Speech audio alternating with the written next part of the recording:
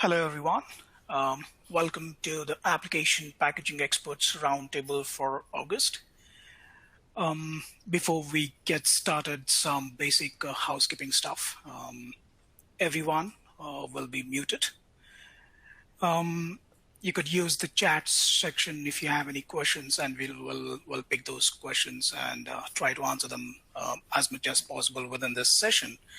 In case we don't get to any of those questions, we could always we'll try to answer those questions on our community. And this session or this entire roundtable discussion will be recorded and will be made available in case you're not live. You could always, at your convenient time, listen to the recording. Yeah, and share it with all your friends. Right. We also wanted to point out we're going to be, once again sponsoring the App Manage event in the Netherlands this year, back in person again, October 7th. We'll be doing a couple of sessions. We've got the one we always do on what's new and what's coming with Admin Studio. So, if you're an Admin Studio customer or interested in anything in the packaging product world, that's an interesting one.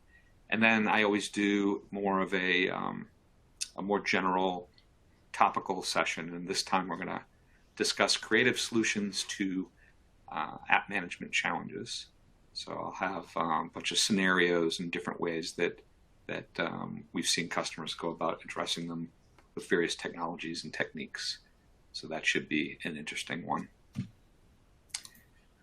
Today's speakers, myself, Bob Kelly. I run product management for Admin Studio and our security products at Flexera. I also have with me Kieran. Hello, I'm product manager for Admin Studio. Mike.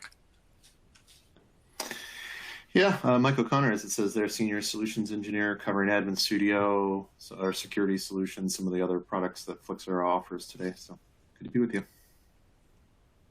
Hi everyone, I'm Tom. I'm in the EMEA sales team covering Admin Studio.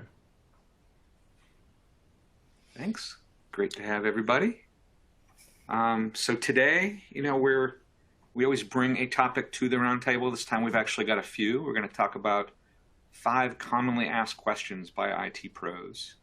And Kieran took the lead on putting this initial material together. They're good conversation topics, I think. So we'll have a good time. But I'll let you kick each one off, Kieran. Sure. So this is primarily based on the various calls that we have with our customers. It could be us as product managers, or even Mike OC when he goes on his calls on his various POCs, and Tom when he hears many of the questions from either the prospects or the existing customers. So this is based on the various conversations and also our experience in the field with in the application packaging. So the first question that really comes to, I think, any application packager or IT pro is, how do I prepare my packages for deployments? There are various factors here, right? You always want to make sure your deployments are predictable. You always want to make sure your deployments are reliable and they don't break. We all know the consequences of breaking a deployment, which results in a downtime, loss of productivity, and a lot of other things, right? So what is important here is, what is the best way to create a package which can give you a reliable deployment, which will not fail? There are various factors. And there is not really one silver bullet, and we can say, hey, use this solution for all your applications or all your packages. It's not really like that. It depends. It depends on the type of package, or it depends on the type of application. It depends on how complex the application is, or how simple it is. And it also depends on what kind of the system that you have for deployment. Do you have a system like, let's say, Microsoft Configuration Manager for the deployments? Or do you have a system like Intune for deployment? Or do you use a little older legacy way of deploying MSIs through GPOs? Or is it more of a manual approach? So there are various factors that you will have to consider to really understand how do we prepare packages or how do we customize packages for deployment. Now, when you look at all those factors, these are some commonly used methods that you could employ for preparing the packages. Again, these are not in any specific order. These are just the few methods that you could take up. So the first one is command line switches. Now here it depends on the kind of support that the vendor has provided for the command line switches. You know, there are certain packages where you will see the application would have got an extensive list of command line switches using which you can not only just achieve the silent installation, but you could also achieve various customization. You know, the general customizations would be, hey, you know what, I want to turn off my auto updates, and maybe you don't want to have an icon on the desktop, right? So you'll have to make sure you'll have to read the documentation of the package to really understand what are the command line switches made available, and does it support all your requirements, right? And then if you think that all meets your requirements, then of course you can go ahead with command line switches and you could directly pass them over into your setup file during the installation. Wow, I see you smiling. Well, I mean, that's the magic bullet, right? Just read the documentation and it will tell you what you can do. That's what we, you know, I don't know if we wish that was the case or not, but the command line switches are going to be different between every package, and what you want to do to customize an application is going to vary directly, you know, with one package over another package. You know, what's the best way? The question on top is really something I see a lot of organizations want to standardize. You know, there's this goal to try to do everything one way, and I think we got in the habit of that back when everybody was repackaging to MSI, because sometimes the vendor would already have an MSI, and then you had to make a transform, and that was kind of a pain because maybe, you know, creating a transform wasn't as easy as just doing a repackage. But people would repackage everything, and everything would be an MSI, and that made people feel good. but these days, you know, we don't see a lot of MSIs these days. We do see better command line support, but often it's just a silent default install, and there isn't a lot of customization. So then you have to figure out, okay, well, what scripting will I do around the silent installation to get it the way I want?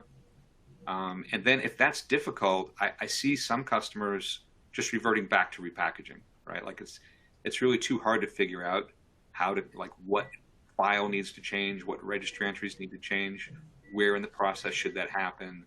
Is it HKey local machine or current user? You know, it might just be easier to repackage it. And even just to figure out what needs to be changed. Doing a repackage to see what's changing and decide if you want to script it or not is a common practice as well. But the one thing that I think I'm seeing more consistency around is using wrapping, because that's not distinct, right? You need a command line, whether you repackage the setup to create a silent install or the vendor's setup gives you that silent install. The idea of a wrapper for everything does, particularly with the PowerShell app deploy toolkit, gets you to a good place for standardization where it can have a similar look and feel and experience for the customer. And so that's probably the one standardization I'm seeing, while it's not really a packaging technology in and of itself. Sometimes I see challenges with repackaging, Bob. I know, and that was, I think, one of the best methods used in the past. And back then, EXEs didn't really have a standard. Even today, I don't see a lot of standard, but definitely there is an improvement in the way the vendors are building their setups. I think that they are taking care of a lot of factors while they build these setup files. And now I see the setup files are more matured with respect to, let's say, compatibility or even the conflicts. So all of those are pretty nicely taken care of these days. But repackaging, I see the traditional problem with repackaging is sometimes the vendor just says that, you know, I don't support because you have repackaged. You did not use my original set of files. So that one challenge I think we regularly hear from our customers too. Hey, do you really want me to repackage? I did it, but my vendor says, no, I'm not supporting because, right? I usually push back on that as a reason not to repackage. There certainly are reasons not to repackage, but not getting support from the vendor isn't really a logical one, right? Because if you can reproduce the problem with a standard installation, then it's a problem with the application, and you're going to get support. You don't have to tell them, when I repackage it, it doesn't work. Yeah, they're not going to help you with that. Right. Then you've basically just told them I have a package problem. The problem, and maybe this is what you're going to say next, that I'm seeing come up more and more, is the idea of patches from the vendor, where they provide a new version that you want to just silently install over the top of your existing one. Doesn't necessarily work if you've repackaged the application. You may end up installing a second copy because it's not properly aware of the application and the fact that it should be replacing and not installing.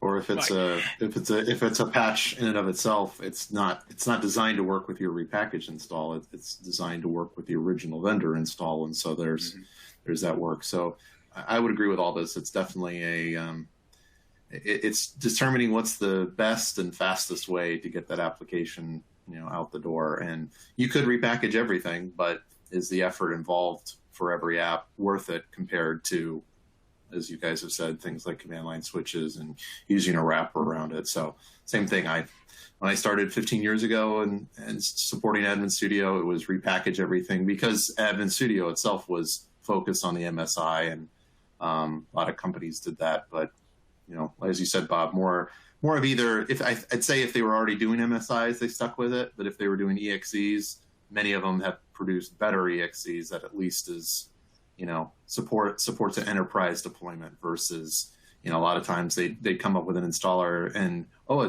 it works if I physically sit in front of it and double click it and launch it.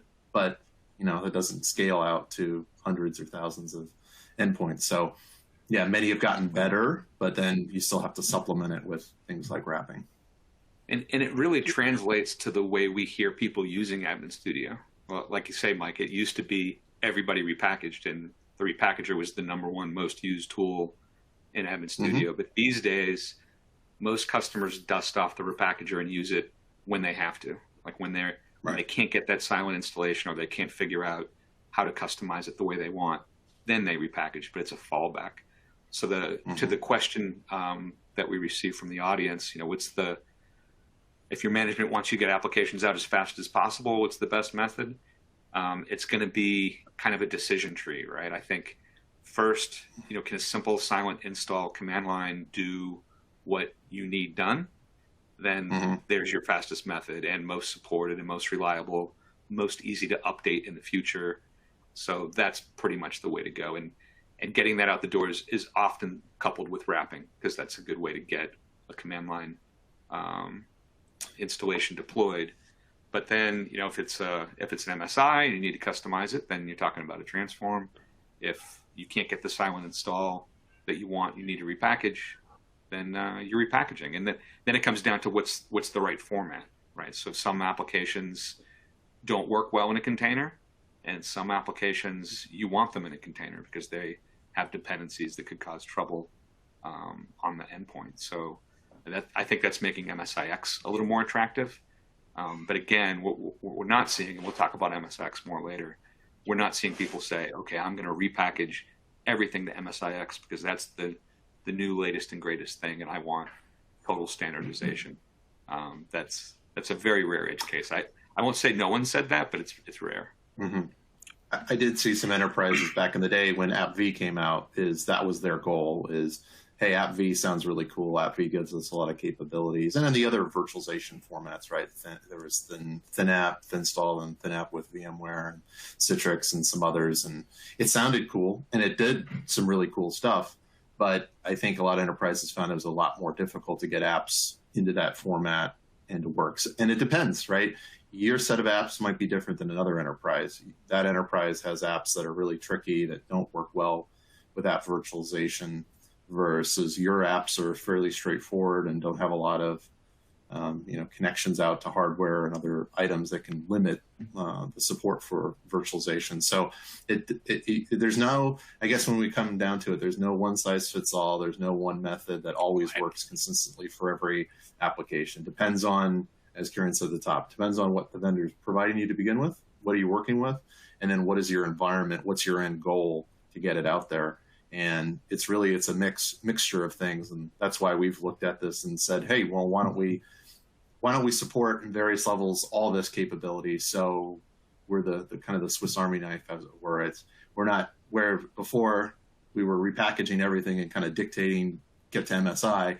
Now we support wrapping, we support MSI and MSIX, and help you with command line switches too. So depends on the app, depends on what your goals and what your environment is. But as Bob said, it's like a decision tree. What are you starting off with, and what does that package support, and what does it doesn't, and what do you have to do to maybe supplement that? Yeah. My personal favorite has been wrapping. I'm not saying that works for all, or that is the method you should always take. But what I think about wrapping is it gives you a lot of flexibility. While you could do the installation part, you could do the customization part, but you could also have some additional customization, let's say like branding and all, when you use app deploy toolkit, right, for wrapping. And it also gives some kind of flexibility to the end user. Let's say I'm in the middle of something, and if the deployment starts, right, I have an option where I could say, I want to postpone it to a later time.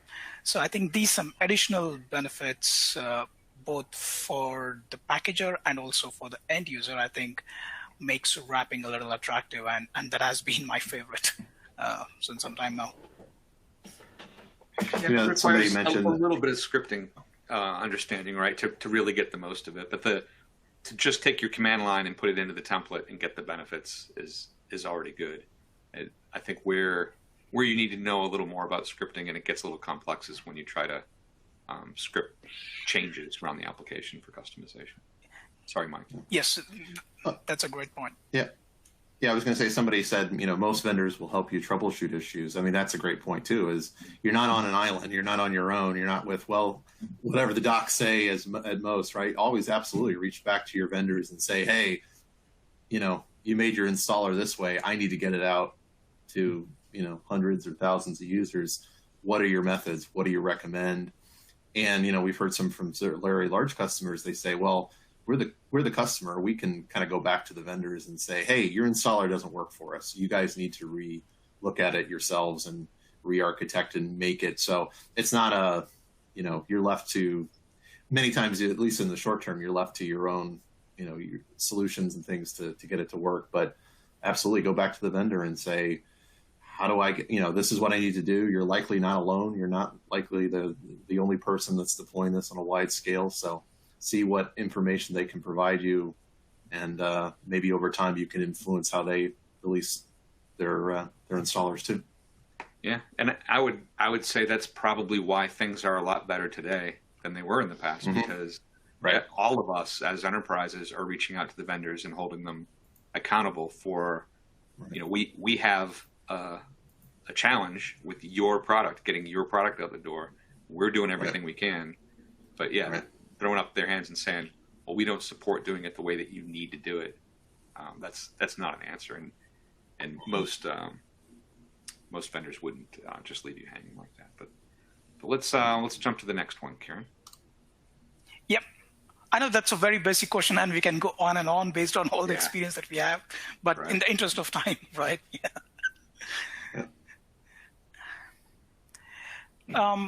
So this is another question that we hear a lot. The question is, what is the best way to test a package before the deployment? And very recently, we are trying to challenge our customers in a way where, do you really want to test before you deploy? But we'll get to that a little later. But before that, traditionally, when we look from a very high level, we see there are two types of testing that you can consider. One is the static testing, where you test the compatibility of a package on an operating system. You check for conflicts. If application A has any conflicts with application B, and installing application A breaks application B, so conflict testing has been a thing in the past, but now we don't see a lot of conflict. Once again, the reason is the way the packages and the setups and the installers have evolved. And best practices, well, best practices would really make sense if you're talking about MSI because there are some standards. But in case of EXE, it's really a black box, so you don't know what's happening inside. But still, if you're a responsible vendor, I'm sure you'll put in some best practices or take some inspirations from the best practices that are defined for MSI and try to put them in your installer. And risk assessment, this I'm sure is not was not a thing of the past, but it's taking a lot of attention these days, that you want to check if there are any vulnerabilities or any security issues or something like that. That is part of the risk assessment. So these would be some sort of static testing that you want to do on a package. The second set would be functional testing, where you actually take the package, install it on a machine, and make sure the installation goes through fine. And by this time, you would have identified your customization. You would have got an answer to question number one, basically, right? You have now selected a method to deploy. It could be one of those. And now using that method, you deploy on maybe one single machine or maybe on a pilot, and then you launch the shortcuts, you do some functional testing. You may not be the expert of that application, but you want to make sure the application installation was fine and you don't see any obvious crashes or errors when the application shortcuts are launched. So this could be another set of testing that you might want to do to make sure the package is good enough for a wider deployment or a production deployment. Now, these were traditionally the kind of testing that the packages were taken through before the deployment. But considering what we discussed even in the last question and even in this question with respect to how things have evolved, the question is, do you want to test anymore? Do you want to put that effort and time to test? Of course you do, Karen. Come on. You have to test. But the point being, you don't need to test before you roll it out to some pilot machines. So rolling out to production without testing is crazy. But do you need to take the time to check for OS compatibility and application conflicts? Usually not. Like these days, it's just very rare. And does it work? If you can launch it and it runs, then you kind of got to pass it to someone who knows the application. So the idea that you've got a pilot group that you could potentially automate the deployment to, right? So you could automatically see there's a new version, have that downloaded, wrapped, and pushed to your pilot testers that know that they're pilot testers and that they're subject to things maybe not working and should respond very quickly if they see anything wrong, because they are in an environment where if they see a problem and dismiss it as noise, that might not be received as noise by your entire organization or could have a bigger impact. So, there needs to be an awareness there. But then even when it comes to deployment time, if it gets through that initial pilot test, most customers that we talk to are using a ring deployment. So the first ring is a smaller number of systems. The next one is larger. The next one is larger. And there are opportunities to stop the rollout. Like it'll automatically go to the next ring if nobody raises an alarm. But if anybody complains, it's very easy to stop it. And then you've done minimal damage, but you haven't wasted the time that we would have had to in the past to avoid all the problems that, as Karen said, largely the setups and the operating system have evolved to a point where they're much more unlikely to happen and therefore don't necessarily require attention before you see them. Now, if you do have a problem, having run it through some testing and not bother to look at the results is a benefit, because now you have something to refer to and see, oh, okay, this is a problem I actually have to do something about, where, most of the time it might be noise and you don't have to worry about it. So the data to see what the results of tests are is valuable, but maybe you don't look at them unless you see a problem. And just a quick, at one point, question different on the... static and time. Sorry, on the But, static testing, just a quick question from the audience. It's just around it's around as long as the vendor supplies the MSI, but what's going to happen when they start supplying MSIX? And is that kind of a black box area? The question is, where's that sort of going? That's a good question. That is very different, right? So with MSI, we can query what files are where, and we can see potential for conflicts. Like I said, although that's fairly rare today, but MSIX, like AppV, is in a virtual container. So the way I see it, it really is going to allow people to be sloppy with their packages, right? So I didn't follow best practices. I have temp files in my repackage. I have other components in my package. That would be an ugly situation with MSI, but with MSIX, it's only visible to that application, and junking up the temp file or stepping on other files on the main system, is a problem that goes away. So there certainly will be best practices for MSIX and things to watch out for, and we're constantly looking at the technology and seeing where we can make it easier.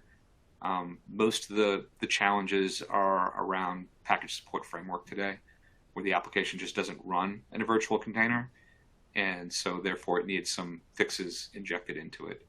And there's methods and fixes to help with that.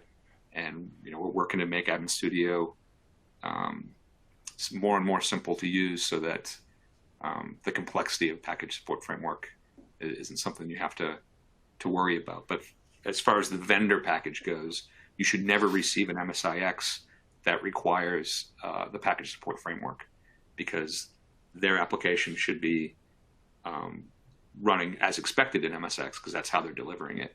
The package support framework and the challenges with that come in when it's not an MSIX and you're making it into one, and the way the application is written doesn't support it, so then you need the fixes. So it's going to be good when you get an MSIX from a vendor. You really shouldn't have to test it as much. Certainly not any pre-static testing. I think you'll always want to have that sanity check of a pilot or a small ring deployment before you roll out anything big. But the container technology really mitigates a lot of the risks. Yeah, I totally agree. That is the benefit the format brings. Like it's in a container, so I don't see a reason why you want to do a conflict testing, because it operates within its own container. So I don't see a chance how it could conflict with any other applications running on the same system. And this is again based on the experience while we were implementing, many features in Admin Studio. We see we had a set of packages or applications that we were putting through various tests to make sure those are all good packages for MSIX for conversion, and we were testing the entire conversion functionality, right? We see the conversion was absolutely successful. We saw the installation was absolutely successful. And when you try to launch, the package either doesn't launch at all, or it tries to launch and then crashes. So we definitely have many such packages that we have found during our testing phase. So I totally agree with what Bob was saying. I think it's absolutely safe if you drop the static testing for MSIX, but it is recommended that you have to do a round of functional testing. At a minimum, launch the shortcuts in your first ring or in your pilot ring before you really push it out for production. And the other point that Bob made, that was a very good point about automatic deployments on the ring system. I think that I see many endpoint systems have realized that kind of a situation, and I see in some tools like Intune and Workspace ONE, you could configure it in such a way where if you see the first, when you deploy to the first ring, you could set a date on the second one after, let's say, 2 weeks or 1 week, where you can wait to hear if there is some issue with the application, and the second ring could be automatically deployed to a bigger or a wider audience. And maybe you have a third one, which is across your organization. So the systems that we have today, the endpoint management systems that we have today, also provide or make it a lot easier for the customers to get into that kind of an approach where you have a phased or a ranked approach for deployments. All right, we're getting a lot of questions on MSIX, so I'm anxious to jump to this next one here, Kieran. I'm sure this is the most popular question. Yep. And the most common question. So, and it is indeed, any call we go, this is definitely, if not the number one question, it is definitely one of the questions that we hear, that should we start migration to MSIX? Is it the right time for migration to MSIX? Is MSIX at a stage where it can support all the applications that we have in our portfolio? So MSIX was announced by Microsoft back in 2018, right? And when it was announced, it was a new technology, and many enterprises didn't jump on it right away. But we were always on top of what's happening with MSIX, what are the new enhancements coming on MSIX from Microsoft, and we are trying to see how is the technology evolving. So if I talk about the time today, I would say it is still evolving, but is it better than what it was launched? Yes, it is absolutely. Based on the various enhancements that Microsoft has added on MSIX, I think it has reached a very good and a stable point at this time. And initially, when this new format MSIX was announced, there were many limitations in the technology itself, like it didn't have the capability to support the services, right? And a lot of many such limitations. But over the time, Microsoft has understood the limitations, and they have been addressing many such limitations. While being in this space, I would want it to be a lot faster than what Microsoft is doing today, but it is definitely happening, and things are definitely changing. So coming straight to the point, is it the right time? Again, it depends, right? It depends on the type of applications that you're looking at for migration. If you have some simple applications, yes, it is good. In our test lab, we have tested quite a lot of applications, some simple ones and even some complex ones, and we have seen a good success rate with the simple applications where the conversion was successful, and the installation was successful, and the application launched and functioned perfectly fine. But it definitely had some limitations with some complex applications. And one big aspect around all these things is the package support framework. Bob did mention about this in one of the previous questions about the fix-ups and package support framework. I think it's important for all of us to understand that MSIX operates in a container. So I don't think so it will ever reach, technically, it will never reach a point where MSI is. There, you will definitely see some limitations of putting a MSI application into a container like MSIX. But what we have to evaluate is, are you good with what you're getting with MSIX and its limitations? And to address some of those limitations, Microsoft had announced this package support framework, or a concept of fix-ups, where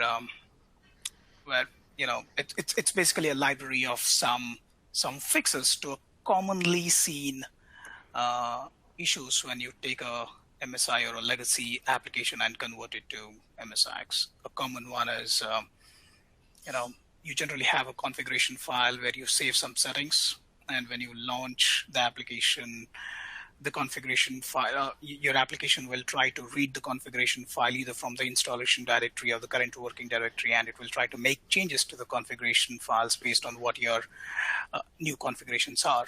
Now, if it was MSI or EXE, this was very easy. But in case of MSIX, it's not, because you can't really go back and make any changes in the container.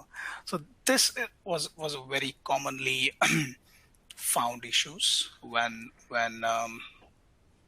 many enterprises were trying to, or even during the testing phase where we're trying to convert some of the legacy apps to MSIX. So that is where PSF helped us with the file redirection fix-up, where you could you could redirect the writing of the files into the local app directory of the system. So there are a few more fix-ups available in the package support framework. That was just one example. There are many other fix-ups in the package support framework, but I also think that there's a need that there have to be more and more fix-ups in that package support framework to make it a bigger and a wider support for such runtime issues. I would say that we got to remember that the package support framework's role is helping to get old legacy applications working, right? So I don't think it's fair to say that MSIX won't ever get to the place where MSI is, unless you're talking about handling all of your old applications that you're never going to update, right? Because as new applications come out, they're written better. As vendors start to provide MSIX packages, they will natively work because they won't be doing crazy things like, assuming that editable files exist in the current directory.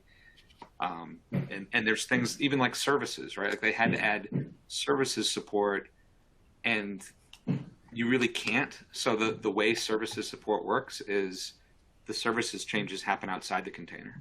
So now you're losing that benefit of everything's in the container, and when I install it, it's completely gone. Now you've got an exception. And there's more than one challenge where I think another is file type associations, or you want to right click on a file and see a menu change.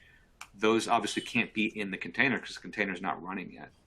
So there's workarounds to make MSIX and drivers too work, and drivers too. Drivers always have to be outside. There's no current plan to support drivers. But is a driver necessary? Is a service necessary? It used to be that a developer could see 10 different ways to solve a problem, and they were familiar with services, so they just did it that way. The new best practices, the modern way of rolling out a client application, doesn't involve using some of these old technologies. So the compatibility problem will, if MSIX did nothing to make itself better, it would get better and better every year. As long as we're looking at the applications that we really care about and our portfolio evolves, because there's new versions from the vendor, there's older legacy applications are replaced with newer, more modern applications. Just what you're trying to accomplish is changing as much as the MSIX technology is changing. And then you also have that was a great point. It's not an all or nothing approach. If you want everything to be MSIX, you're going to wait a very long time. You have to take that workflow approach of what's the right format. And maybe MSIX is your first choice, but as soon as it doesn't work, you just fall back to standard wrap. That was a great point, Bob, and I totally agree. It's not just the MSIX technology should evolve. I think even the vendors and the way they develop the applications and packages would also evolve to make sure you are also compatible with what the requirements for MSIX are. I think that was a great point. Yeah, good, Mike. It goes. Yeah, I was just going to say it goes back to asking the vendors, saying the short term. There's things like package support framework fix-ups to get legacy applications the best job that you can to support MSIX, but they're all short-term fixes. The long-term fix is going back to your vendors and saying, hey, I want an MSIX package from you. And they need to, in many cases, re-architect their application to support it in that format. It's not, unfortunately, it's not the quick and easy fix. A good example is, a lot of enterprises, the installer asks a lot of the questions up front, where MSIX, this is what I'm about to install, yes or no, and then it does it. That's it. There's no dialog boxes and prompts and things. That's not the job of MSIX. It's the job of the application at first run. So that, for one, is a change in presentation and how you configure that application, where you move it from the installer to the application itself. And some organizations have spent a lot of time getting the installer to do that. So that requires a re-architecture, a rechange of their platform. So it's a give and take, really, But we can offer you the best tools out there to get MSIX to work, as Karen has for the more simpler applications that are more straightforward. But then it's going, going up the scale, trying to more complex apps, and if it doesn't work, package support frameworks could get you over the hump. But long term, it's really, hey vendor, I want you to release an MSIX package, because then I just maybe create a modification package, and then I'm good. I don't have to rebuild it. I don't have to do a lot of it. I was going to say earlier, when it came to testing and introducing MSIX, it's mostly, does the app work for MSIX versus conflict testing between apps, between the operating system. So if it's already arrives to you in an MSIX package, the hard work has already been done for you, and then it's just a matter of customizing it. So it's getting the vendors to get on board too. So, and I would say automation is really the big key here, right? If you can just try to convert all of your applications to MSIX in bulk, see which ones work. You might have half your portfolio taken care of with very, very little effort. But once you're getting things as an MSIX, the goal, and Microsoft laid it out, it pains them that a vendor releases an application, and then you as an enterprise receive it and have to rip it apart and reverse engineer it and get it the way you want it, and then manage that over time. That's not how it should be. And so MSIX's goal is to be that format that removes that need. Once you get an MSIX, you should not need to do any kind of tweaking at all, ideally. And if there are small changes that you need to make, the modification package format is much friendlier than transform files, in that you don't need a new one every time there's an update to the application, and it can be updated and managed independently of the application itself. So there's some great benefits to it, and I think as we get there, we're going to appreciate the benefits of it more and more. And as I've been predicting, as we get vendor setups in MSIX format and we work with them and see, oh, this is pretty cool, that will be the driver of the snowball effect that gets everybody on board, either at the enterprise level or ideally, like Mike said, pushing your vendors and telling them what you want. And I don't know how many times they'll have to hear support ticket calls about, how do I configure my package support framework fix-up to make your application work in MSIX, before they say, oh, we should just make our own MSIX and stop people from struggling with this. There's another aspect of MSIX which I really like. I think it's a great improvement compared to the legacy ones, is with respect to the security. So they make it a mandatory requirement that the package has to be signed. It might look like a little overhead for somebody who has not really worked with security or how do you deal with this. But I think there are a lot of advantages, especially with respect to the integrity of the package. And second, to make sure the package is coming from the genuine source, right? So let's say during the transit or during the download, if the package is getting tampered or something, the security or the certificate would break. And obviously you can't install the application. So that's a good enough indication for you that, this may not be the originally intended MSIX. So I think there are such other benefits too, outside of the deployments and container and all. The security aspect, which I think maybe sometimes not taken seriously, but this I think is a great benefit that MSIX adds on top of all the other lot of benefits that it already does. And I'm gonna jump us to the next question, because we're getting short on time and there are a lot of questions coming in. Keep them coming. Sure. I don't think we're going to probably be able to get to them all, but we will take these questions and respond to them in the community. Anything we don't get to in person, because I see some really good questions that we could probably talk about for a long time. Number 4, Kieran. This is a very favorite question, I guess. We hear from a lot of enterprises that they are overwhelmed sometimes with the kind of requests and with the total number of requests they have to deal with, considering the amount of resource, time, and capacity they have. And the question is, hey, can we automate packaging, or is there something that Admin Studio does for automation, right? We need to look at certain factors before we could arrive at, is it possible to automate the packaging? some of the steps are manual today. Like, how do you get a latest version of an application? Let's say Chrome, right? Let's say there is a new version of the Chrome. Now, how do you get the latest version or the latest setup file for Chrome? Maybe you have a process where you go and look up from the vendor website after a ticket has been raised, right? So that is one manual step. And the other one is, if you have already dealt with that application, maybe you already know what those command line switches are. It's very rare that the command line switch change or drastically change or dramatically change between two versions. It's mostly the same, or maybe some additional enhancements that may have been added. But that is also one manual step. Like we also discussed in our first question, maybe you'll have to go through the documentation to figure out what are the command line switches that are available if it is a first-time package that you're trying to deal with, right? So now when I look at these two steps, I think these two steps is where most of the time is consumed. And when you have these two taken care of, or let's say you have already done the research and got your setup file and everything is ready, I see that there is a good possibility of automating the rest of the steps, right? Now, 100% automation, will I be able to automate the entire process of packaging and deployment? Maybe not, but at least a certain part of the process could be automated if you can take care of the first two steps.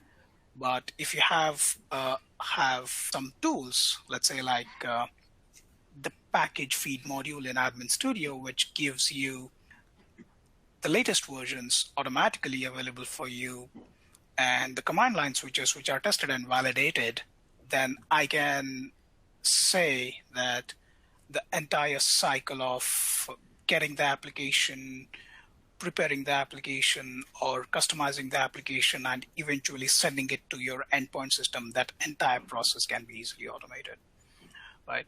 So, and then once your endpoint management system receives it, it can automatically roll it to your pilot systems or the first ring, and right. So you really can get to automation, but it's another one of these. It depends, right? Because we have the the largest catalog by multiple, but it's still going to be maybe 30-40% of the applications that you care about, realistically.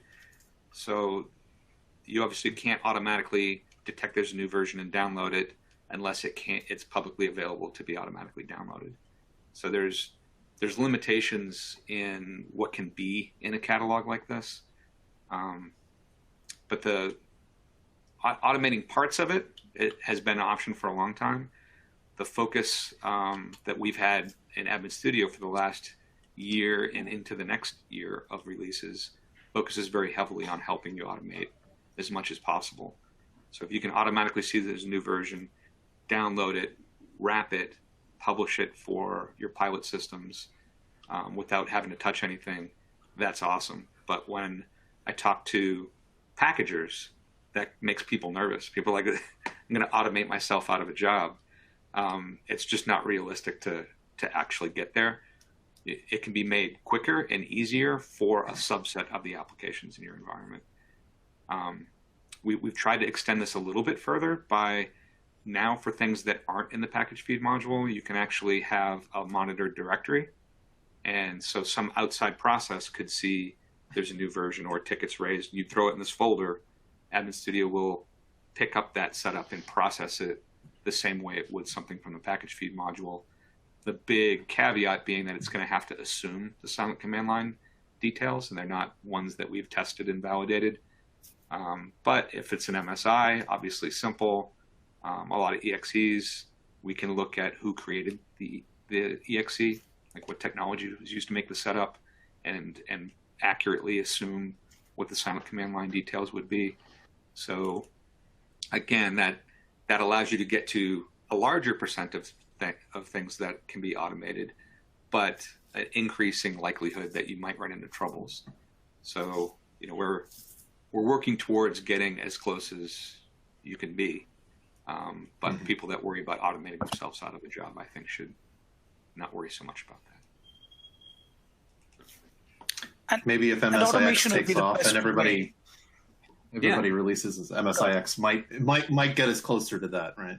But Right. Yeah. If that's everything gonna were be in a while. MSIX, the world would be a very different place. But the last few years have shown us that it's going to be a It'll very take some long time.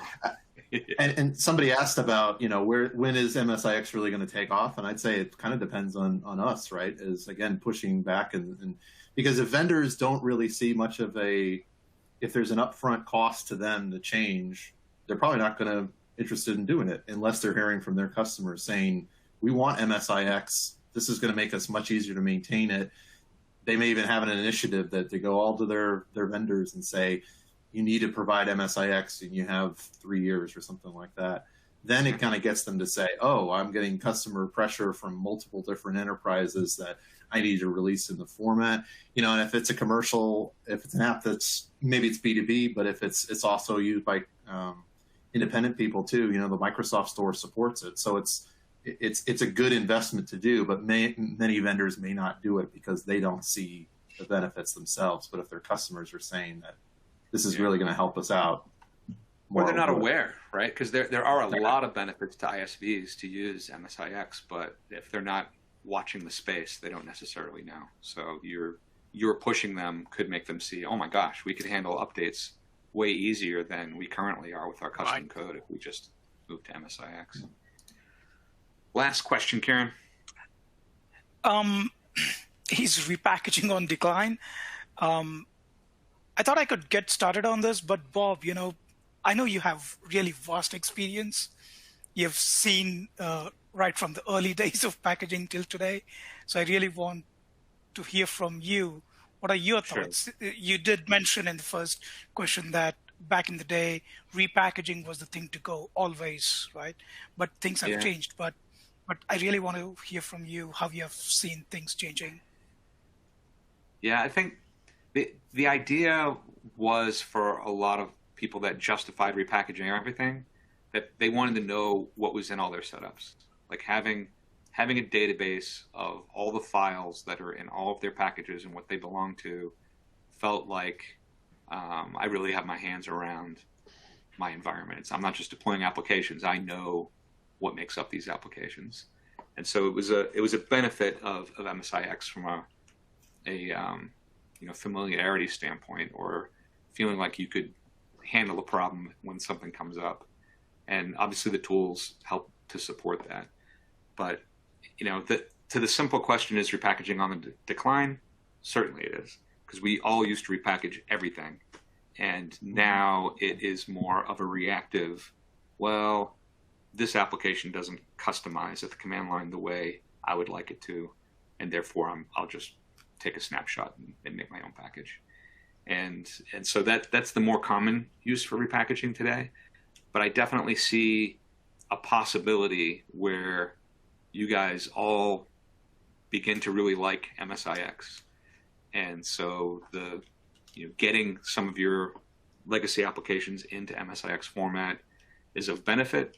I don't think it's going to be like MSI, where this is a must-have and everybody's doing it, and you try to get all your applications there. But there are enough benefits once you start managing it with app attach, with the clean uninstall, with no conflicts. If you're not experiencing problems with conflicts, you're not uninstalling products and frustrated by the things getting left behind. If you're not using Windows Virtual Desktop and app attach doesn't matter to you, there's a number of reasons why the benefits of MSIX may not be attractive enough for one organization versus another. But there's definitely enough positive attributes that I believe more and more organizations will choose to start with MSIX and at least see, if it works, I want the benefits of MSIX. If it doesn't, I'm not going to kill myself trying to fix every application, or only to find that even when I really fight the problems, I can only still get to 70%. Why not just be happy with your 40%, get that benefit, and push back on your vendor and say, you'd like it to be MSIX as well in the future. And again, the problems with MSIX and Repackaging 2, MSIX are really focused around your attempts on old legacy applications. So as those filter out of your environment, they'll be increasingly less of a factor. Yeah, and then SaaS. This one comes up all the time too, because it's the end of the desktop, right? Everything's going to be SaaS, and so what are you going to do? That story has been perpetuated for a very, very long time, and SaaS is great now. I mean, look at Office as an example. You can forget that you're in Outlook in your browser or PowerPoint in your browser until you try certain functionality. So it really has come a very long way, but there's still really no end in sight for the need for the desktop application to get at it all. And so even if you went mostly SaaS, there's still going to be a number of desktop applications that need management. It could certainly reduce the size of your portfolio. We talk about application rationalization. Maybe one of the factors is you prefer SaaS over on-prem application. So there's many factors that could lean you one way or the other, but it's definitely on the decline, but could easily see a resurgence, as people wrap their heads around a world with MSIX mixed in, not necessarily replacing the way you do everything today. And just so that we have time to hit one or two, because maybe that is all we have time for. Anybody see a particularly interesting topic that we can hit here and not in the chat or in the community?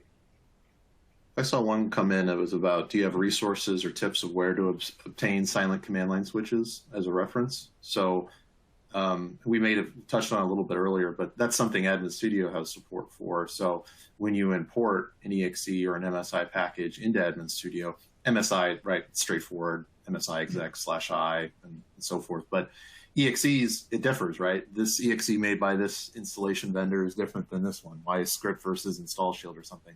But we do have ability to kind of identify at least the most common silent or the most common installation vendors that create EXEs and provide you that base silent switch. It might not be enough. It might not be, that's all you need. Maybe it is, especially if it's an installer that's not asking you a lot of questions. It may not be, but at least you have that starting off point. So we do try to give you that. So importing a package into Admin Studio into the application catalog, we do that interrogation and provide you that information. That's a good tip. And then, of course, if you're manually searching, yeah, documentation, so forth. Yeah, documentation or user forums. That's why IT Ninja was initially created off of App Deploy. Yeah. It was about sharing this type of information. So I know there's still a good number of people sharing tips and tricks there, but same for Reddit or Stack Overflow. There's places where people are discussing these problems, and you don't have to be the first one to try to attack it. I saw another one on I saw one on talking about testing, and there's kind of a push and pull, I guess, in this person's organization of, should we test everything up front and go through all that process, or do we not necessarily need to do it after the fact? And I think we kind of said that a lot of that upfront testing isn't always required, right? You kind of do that test after you've done the customization. But to Bob's point, you mentioned it, is we can do that upfront testing. If you do use Admin Studio, that upfront testing isn't a laborious process like it is with some other tools that it takes 30, 40 minutes. We can integrate that upfront testing, but it doesn't mean you just need to actually look at it, investigate it, and go through it. So you could do a mix of both. You import the application to Admin Studio, we automatically test it, but you can kind of say, okay, that's great, it ran tests, but let me work on it first and see if it works well. And then if it doesn't, I already have the test results to fall back on to see, what potential problems there are. So, it's not, most people see introducing additional steps in their process slows things down. And I think with Admin Studio, we have a good mix of allowing you to continue to go quickly and fast with also providing you additional context that you wouldn't get outside of it. So, yeah, it sounded like there was a need to kind of show you work, right? And you can do that and not take action on it and say, well, yeah, these things were found, but we determined that they were not of consequence to the deployment. And then there's also the ability to go in and turn certain tests off. So if there's some test that's making noise, you have the ability to turn that test off if you know that it's not one that's resulting in a negative impact. Right. So we're over now. We're doing this again in October. If you've got ideas for topics, please reach out to us. We appreciate you being here. And like I said, we had a lot of really good questions in the Q&A that we didn't get to, but we will do so in the Admin Studio discussion forum so that we can continue it there. Thank you all. Thank you. Thank you. Thank you.